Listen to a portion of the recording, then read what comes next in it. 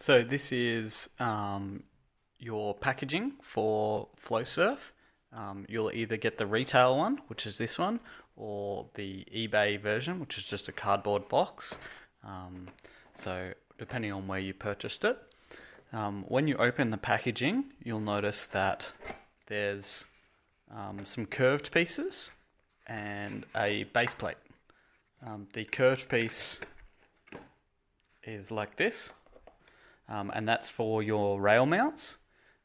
There's a single hole, as you can see. So the single hole is where the screw will be put through.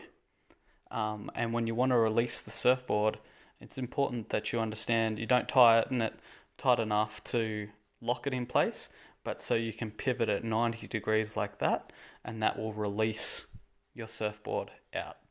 All right, and then you put the surfboard back in place, and then you spin it on the hole. You spin it 90 degrees, and that will lock the surfboard back in place. So, for instance, we grab this one here, and that's two. If you imagine, that's the surfboard in one place, and then the base plate here. The base plate, the rail sits in the side.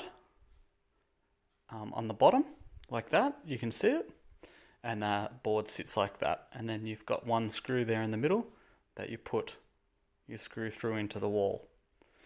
It also comes with these white caps, and these white caps you put over the top of your screws, right, to cover the ends, and then it will look nice on a white wall. If you've got the 2-pack, it will come with extras inside it, and if you wanted to mount it with the fins facing out, sometimes there is a slot in the front here, and that's where you put your middle fin in, resting against the wall.